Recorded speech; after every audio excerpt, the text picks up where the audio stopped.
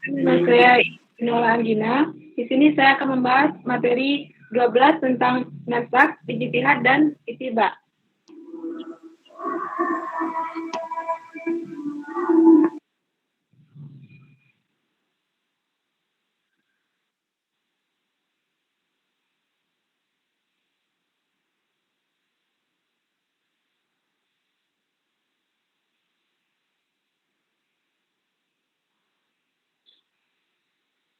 Nasak adalah penghapusan hukum dengan dalil-dalil yang datang kemudian.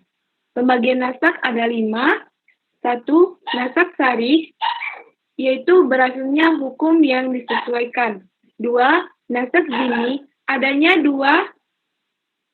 hukum nas yang berlawanan. 3. Nasak yang tidak digantikan. 4. Nasak yang digantikan. 5. Nasak hukum ayat. Rukun nasak ada 4, yaitu A. Ada al-nasak, yaitu pernyataan yang menunjukkan pembatalan hukum yang telah ada. B. Nasik Allah Ta'ala.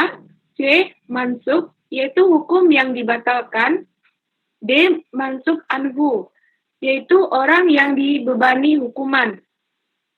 Syarat-syarat nasak yang disetujui. A. Nasak yang harus terpisah dari mansuk. B.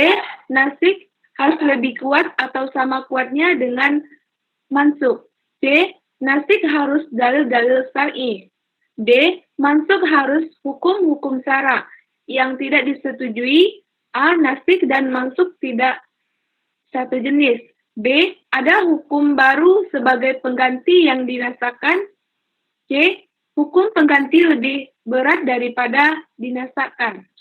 Selanjutnya, ijtihad.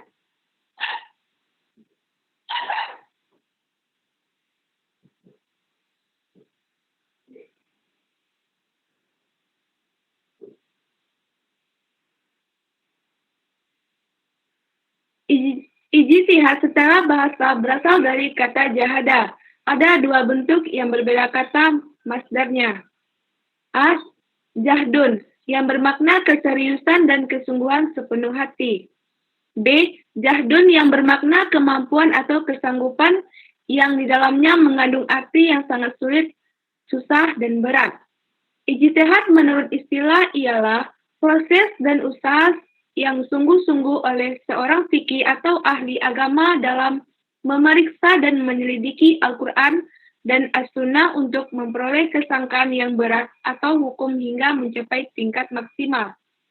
Selanjutnya, ittiba.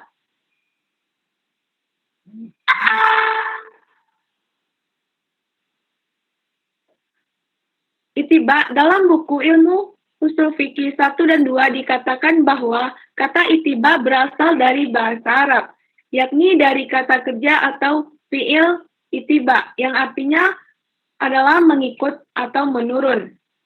Menurut istilah, ittiba adalah menerima perkataan orang lain. Jadi, ittiba berdasarkan definisi bahasa dan istilah adalah diterimanya fatwa atau perkataan oleh seseorang yang mana perkataan tersebut dapat dipertanggungjawabkan karena sesuai dengan sumber yang jelas, yakni dari Al-Quran, Al-Sunnah, serta hasil ijtihad ulama.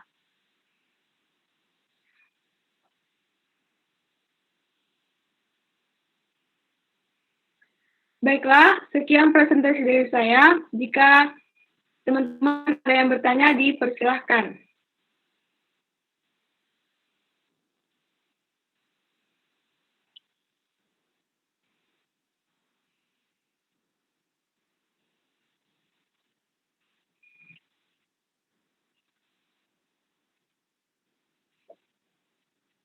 Baiklah, mencoba menjawab pertanyaan dari Denaldi, yaitu apa fungsi ijtihad di zaman seperti sekarang? Atau ijtihad modern.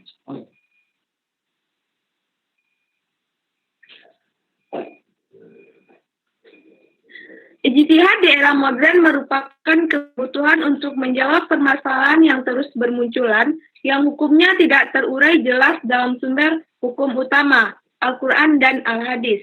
Kendati merupakan kebutuhan, ijtihad tidak bisa dilakukan semua orang. Hanya ulama yang memenuhi syarat yang bisa melakukan ijtihad. Ketatnya, syarat berijtihad sampai memunculkan kesan bahwa pintu ijtihad telah tertutup. Padahal, sejak masa sahabat hingga saat ini, fenomena ijtihad masih cukup dinamis.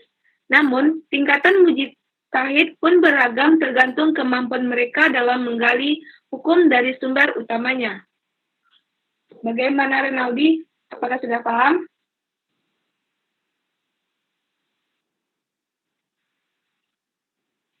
Baik, kepada teman-teman yang lain, jika ada yang ditanya, boleh.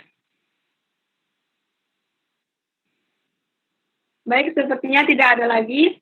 Sekian presentasi makalah dari saya. Assalamualaikum warahmatullahi wabarakatuh.